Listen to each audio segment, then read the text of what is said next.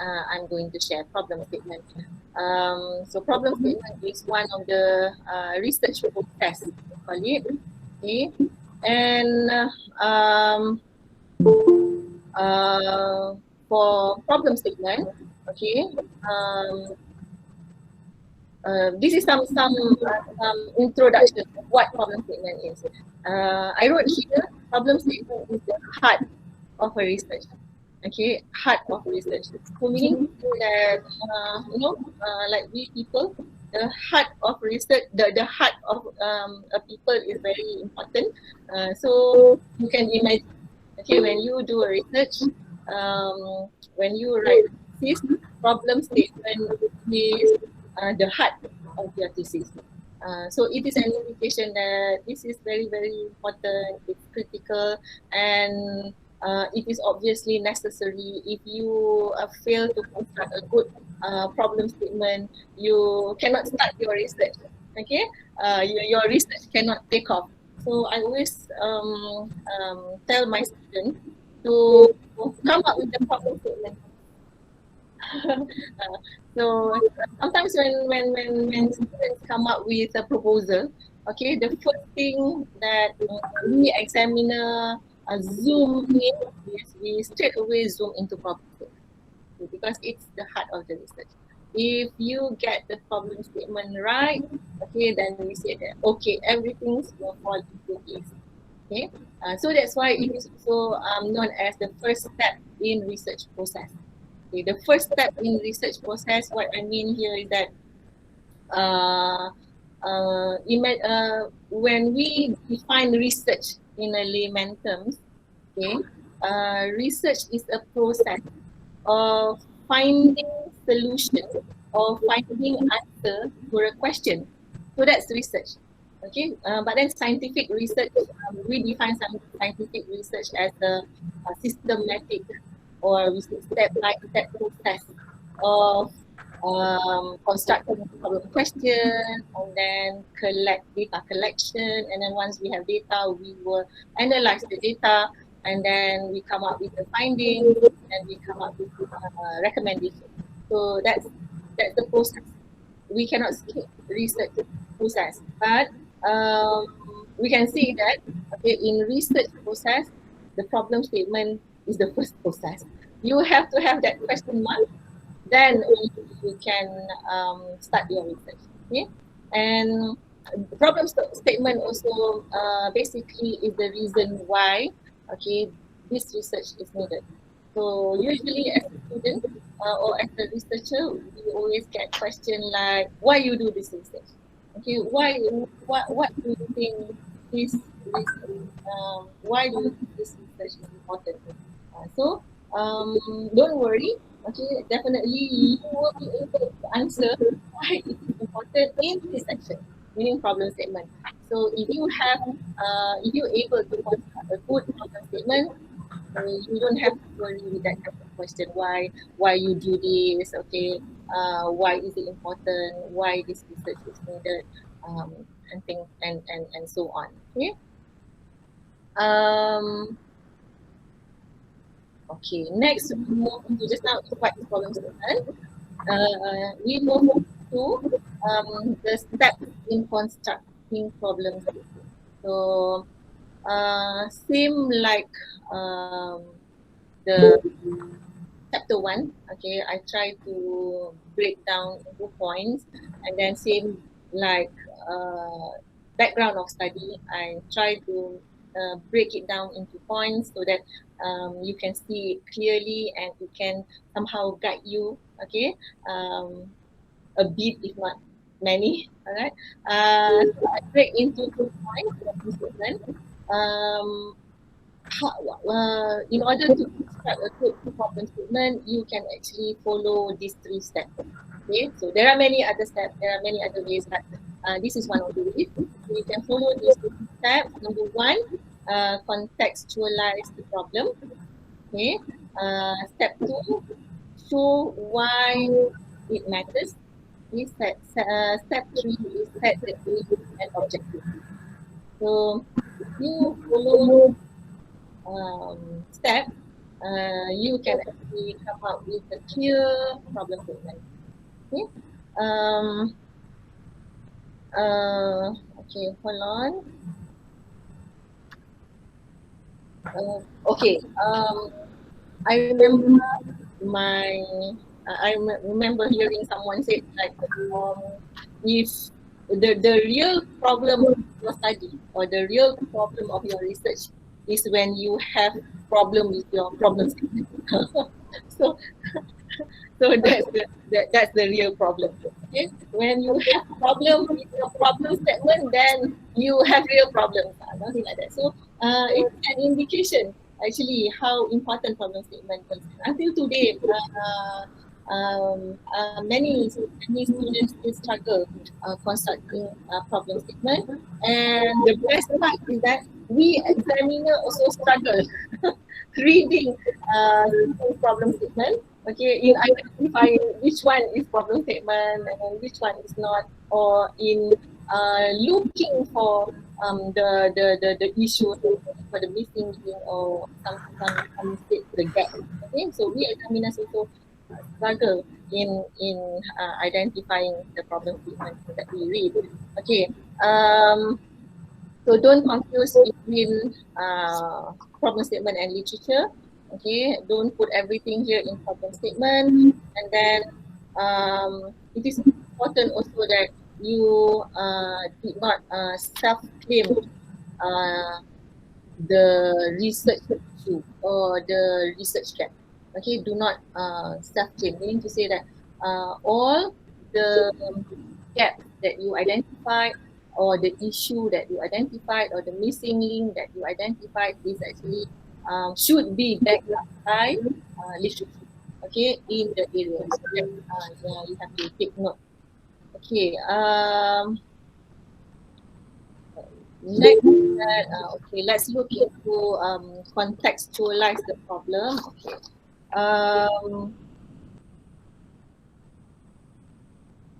When we say contextualize the problem, okay, our first paragraph should be written in such a way that we explain the context of our research. Okay, meaning here that we give some idea or some background of the area that we choose. Okay, or we also can give an idea in terms of the status of that area, the status of the setting that we choose. And when we do that, we can divide it into practical as well as theoretical. Okay, practicals means we are focusing on the setting of your study. Okay, what I mean setting is that the area, whether it's tourism, heritage tourism, or food. Okay, food security. So that's the area. So that's what we call practical problem statement. And then theoretical is when we look into what we call the scientific context, okay, or even we look into geographical or social context. So that's different between practical and theoretical. So later we'll look at the example, okay. And then show why it matters is that in problem statement, okay, you have to address the relevance of the research, meaning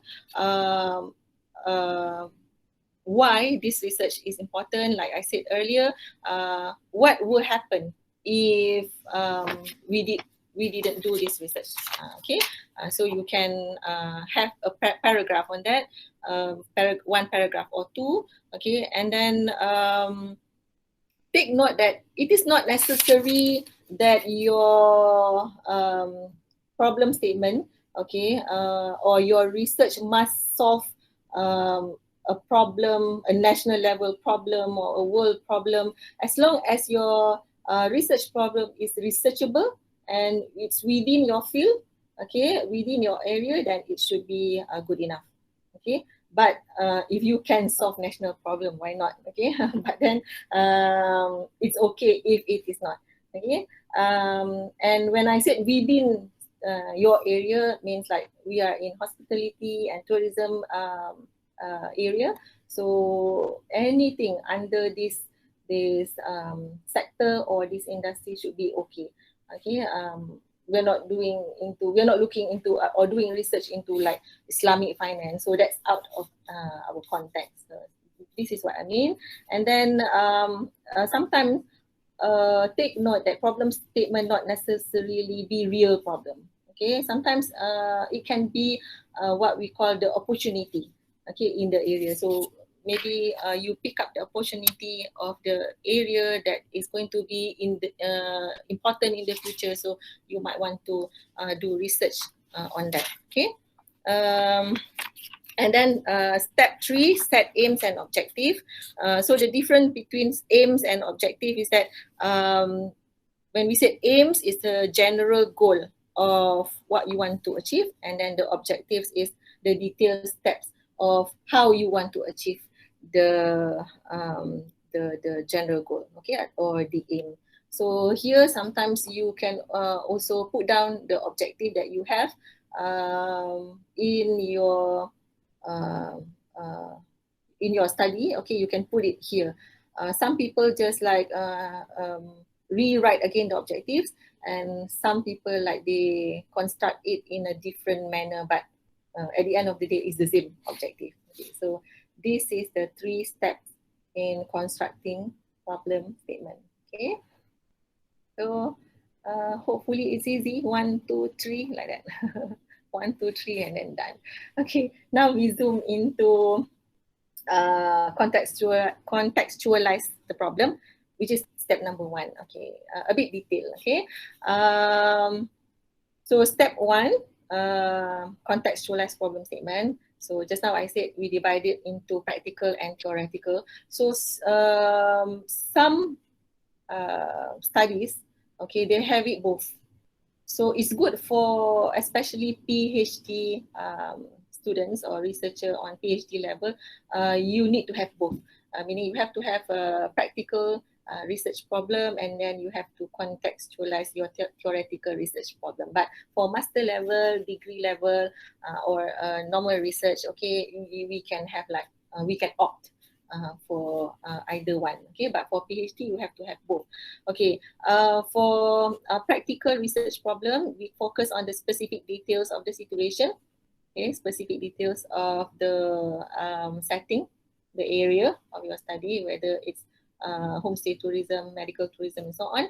Okay, and we raise this question like, where and when does the problem arise? Okay, who does the problem affect?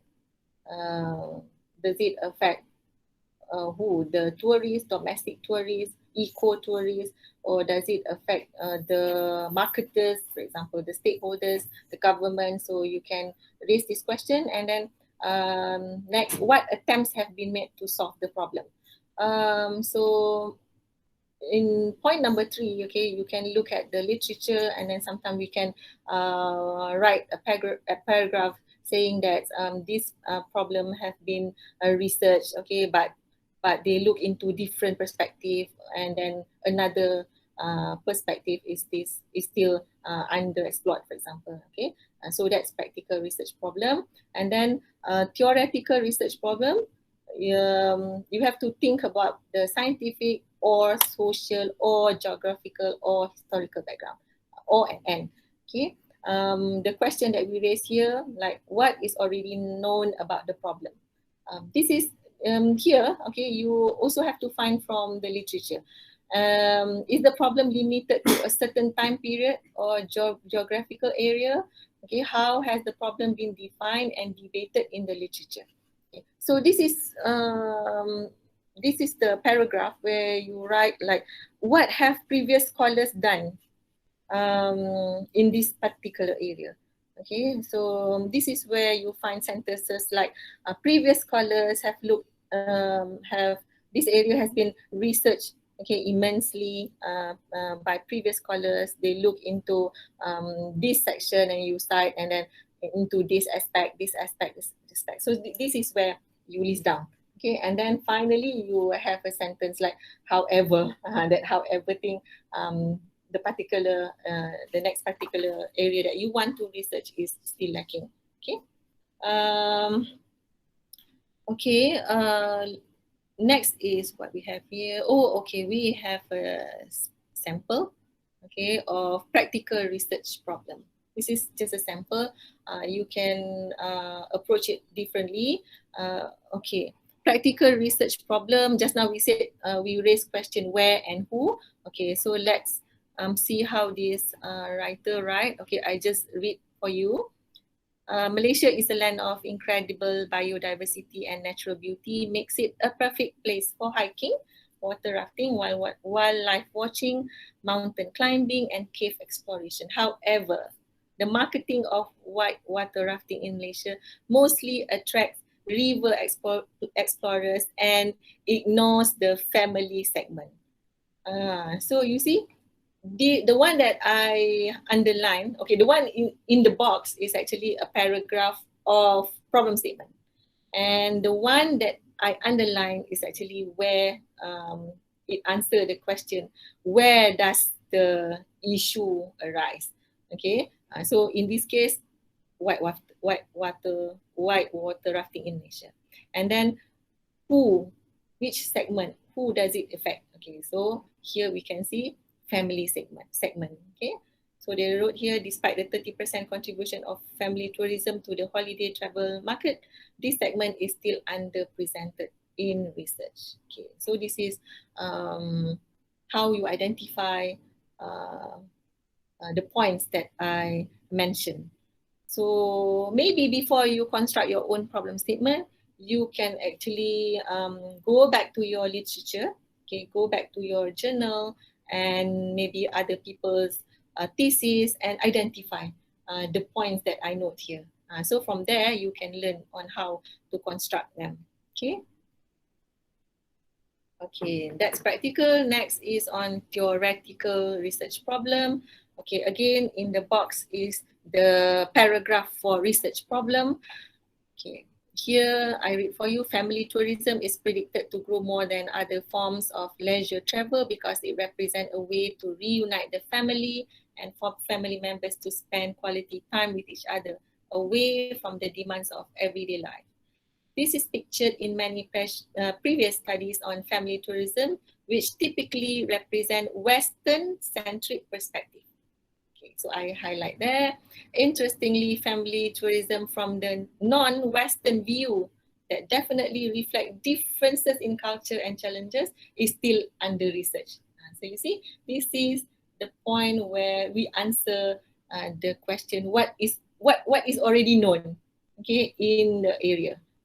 So this form theoretical background, or in this case, it is actually geographical background because they are talking about Western centric and non-Western centric. Okay, and then next, how it is being discussed in LR. Okay, so people write something like this. In the area of family holidays, studies have been conducted on general travel.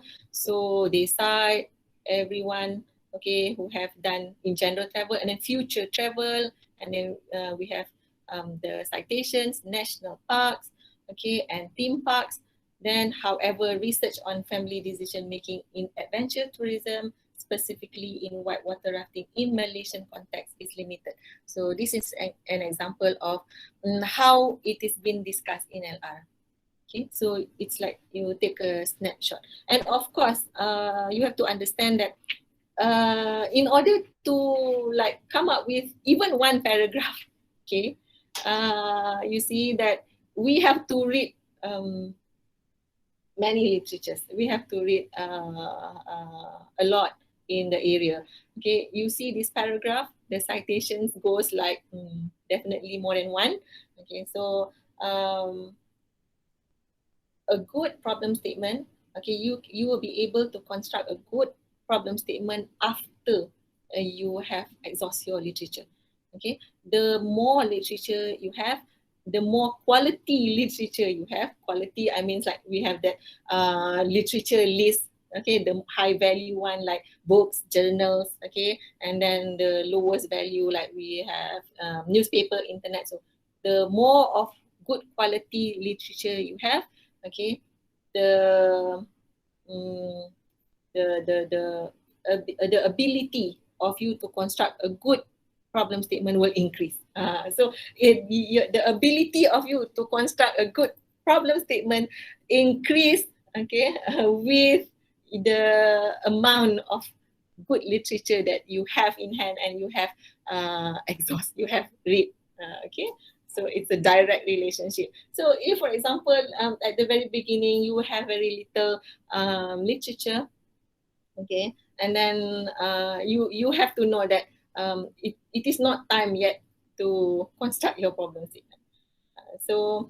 Sometimes even in PhD, okay, some of us took like 1 year to come up with a good one. Of course, we can construct, we can have a draft after draft, okay, along the way. But then after 1 year, after 1.5 year, after we do many revisions of our problem statement, then we can come up with a good one. Okay, why? Because we really need the literatures to construct. Okay.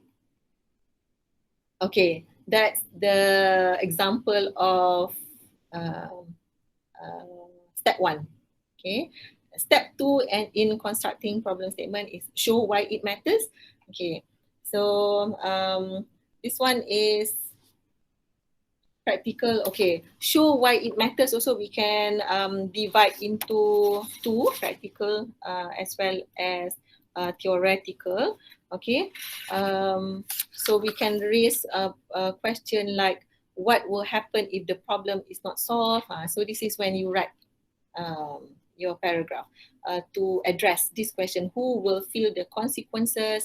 Okay, will it be the consumers, the suppliers, tourists, visitors, domestic, international? Okay, who? And then does the problem have wider relevance? Okay, what I mean here is that wider relevant similar issues found in other contexts. I mean, like for example, if you are doing a research on medical tourism, for example, okay, if you identify issues that the performance of medical tourism in the country drops, so you might want to ask question like, who does which sector will it affect beside the medical center, who else? Okay, like maybe it will also affect the lodging industry, because usually medical tourism we have people from overseas to come, okay, and have treatment in Malaysia. So if this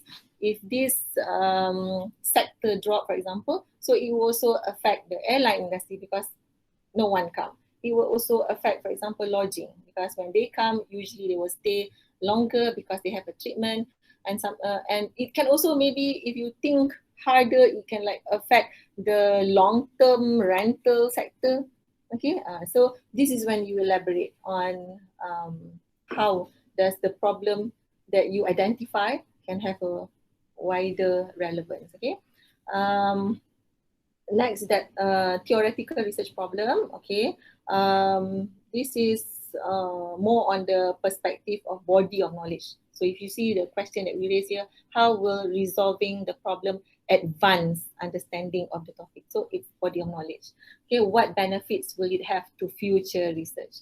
Does the problem have direct or indirect consequences for society? So we raise question like this, okay, to construct sentences and paragraph in theoretical research problem.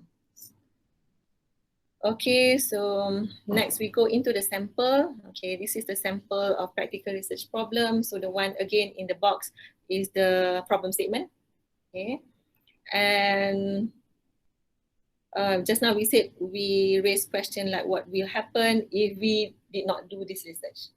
Okay, so here they write that despite the 30% contribution of family tourism to the holiday travel market, this segment is still under represented in research.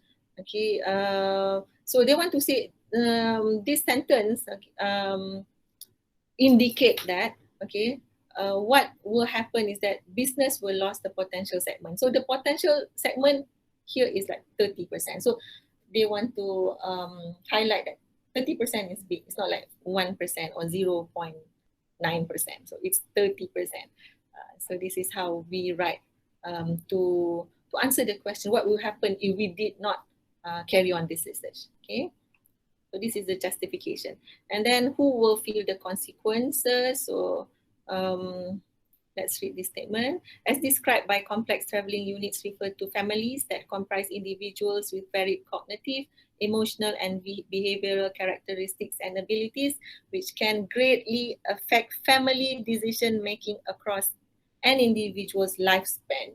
Okay, so it's like quite bombastic. Okay, it shows that the consequences, okay, of not doing this research, it will affect individuals in families across their lifespan. Okay, so that's how people construct problem statement. Okay, and then now we go into point number 3. Okay, set your aims and objectives in problem statement section. Okay, in the last paragraph or last 2 paragraphs. Okay, aims and objective, like I have mentioned earlier. Okay, so the aim is the overall purpose of your research. So you can state there in the problem statement, and then you can straight away continue to your specific objectives. So here you can like list down how many objectives that you have. 1, 2, some have 3. Okay, and if you have like in PhD, sometimes we have a details objective, like we have 5 objectives to achieve, for example. So here in problem statement, we might not want to list all 5. Okay, so you want to be like selective to choose the important one, the one that actually shows the overall of it. Okay. Okay, this is sample of research aims. So I just want to show the difference of research aims and research objectives. So the one in the box is actually paragraph in problem statement. Okay, so here, however, I read again, however, little is known about the specific motives of family members participating whitewater rafting trips. Okay, thus this study aims to find out the detailed motives of each family member for experiencing the exciting activity. So this is the aims of the study. So this is how we write it in our problem statement. And then we can move to the objective. So objective is like more detailed, for example, like to determine the motives that encourage both domestic and international family. And then we can also have second objective, like to establish the dominant effect of family members during their various stages of family decision making about the trip to water rafting. So this is an example, okay, of how we can construct sentences and paragraph in problem statement. Okay, so we're done. So for constructing a good problem statement, just we have that 3 steps, step 1 to 3, okay. But then again, in terms of the length, okay, how much should you write? Actually, there's no rule of thumb, okay. But the best is always not too long and not too short. Okay, so if I break it into 3 points, I mean, if we break our problem statement into 3 main points, so maybe you can have like as long as 2 paragraphs per point. So you can end up like have 6 paragraphs of problem statement. So 6 paragraphs is like 2.5 page length. Okay, so that's the length. Or you can also have like as short as like maybe 1 paragraph per point. So you can have 3 for the degree and master student. Okay, you can have 1 paragraph for each point, for example. So you can have like 3 paragraphs. So it ends up like one page plus, okay, something like that. Okay, so that's no rules on that one. Okay, and then a bit about how to come up with a quality problem statement. Just now we have looked at the steps and then the samples. Okay, so now it's your turn to come up with a quality problem statement. But before you do that, take note of these 3 points. Your problem statement should be relevant. Okay, meaning that relevant in terms that the question, because problem statement is where you develop that question mark, right? Okay, when you develop things like however, you know, so the question that we ask should be new questions. So that's what we mean by relevant new questions. So we don't want to like answer questions that we have that have been answered by previous researchers. Okay, we don't want to like sort of waste our time reinventing the wheel.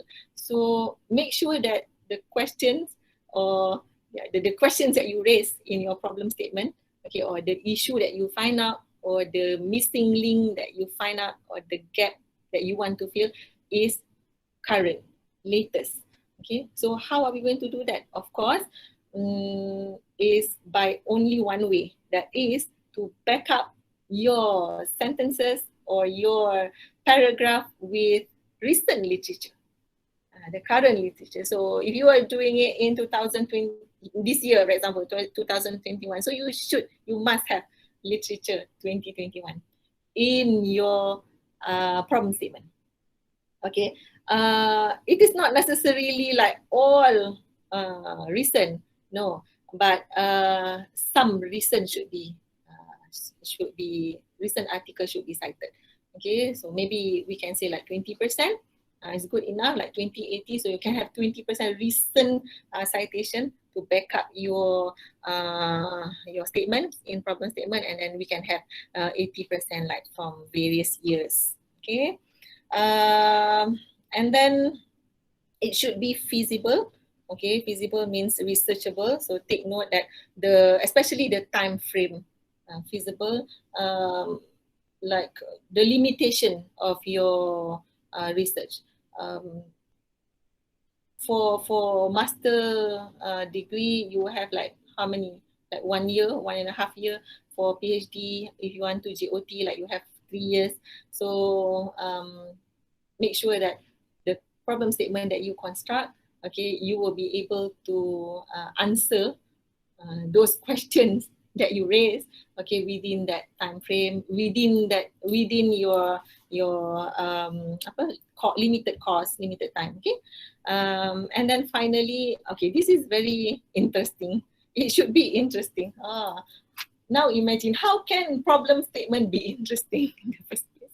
Okay, but then you have no choice but to make sure that at least it is of your interest.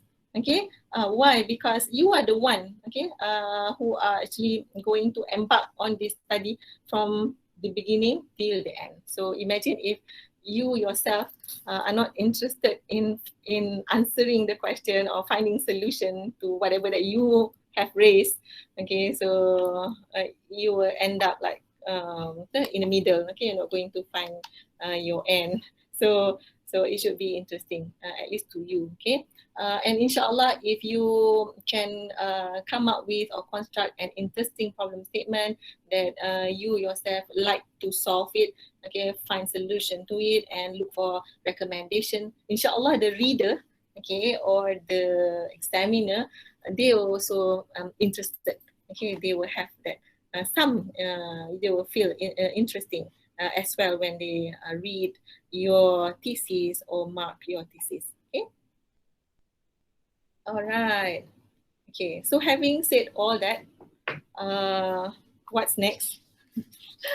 Okay.